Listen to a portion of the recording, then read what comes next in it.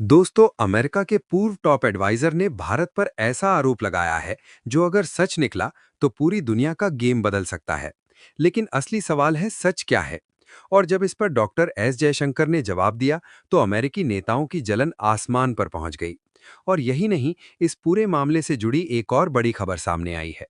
America की कौन सी secret files leak हुई हैं और उनमें ऐसा क्या लिखा है जिसने पेंटागन को हिलाकर रख दिया। ईरान में कौन से दो सीक्रेट जहाज लैंड हुए जिनकी खबर पश्चिमी देशों को लगी तो उनकी रातों की नींद उड़ गई।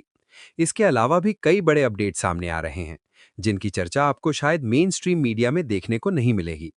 चलिए पहली अपडेट से शुरू करते हैं। दरअसल दोस्तों, दुनिया में जब भी भारत की तरक्की या हमारी कूटनीति की वाहवाही होती है तो कुछ लोगों के पेट में दर्द होना लाजमी है। और जब बात पीटर नवारो जैसे इंसानों की हो तो आप समझ जाइए कि जलन की इंतहा क्या होगी। ये वही शख्स है जिस पर भरोसा करना चीन पर भरोसा करने से भी ज्यादा खतरनाक है। याद है ना आपको, जब ट्रंप प्रशासन के दौरान टैरिफ वॉर छिड़ा था, तब भारत पर कड़े प्रतिबंध लगाने की वकालत करने वाला यही चेहरा सबसे आगे था। कहा जाता है कि उम्र के साथ इंसान समझदार होता है, लेकिन नवारों के अंदर का भारत विरोधी कीड़ा खत्म होने का नाम ही नहीं ले रहा।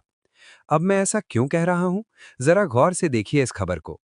न्यूयॉर्क टाइम्स में छपी एक रिपोर्ट के मुताबिक पूर्व ट्रेड एडवाइजर पीटर नवारो ने आरोप लगाया है कि भारत ईरान को बैकडोर सपोर्ट दे रहा है। नवारो का दावा है कि भारत पीठ पीछे से ईरान की मदद करके अमेरिका और इसराइल की मुश्किलें बढ़ा रहा है।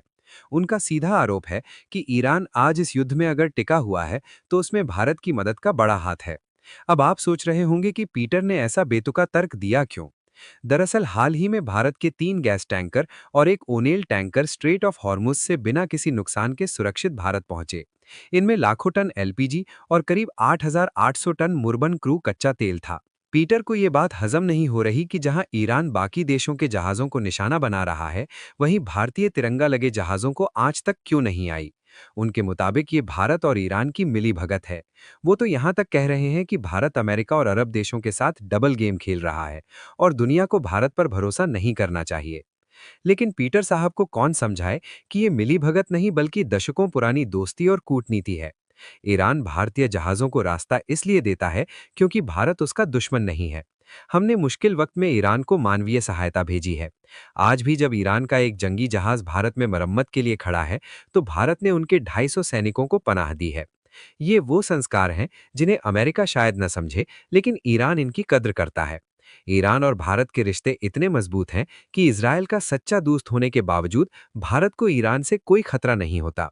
उधर अमेरिका चाहता है कि पूरी दुनिया उसके कहने पर युद्ध में कूद पड़े, लेकिन भारत अपनी शांति की नीति पर अड़िग है।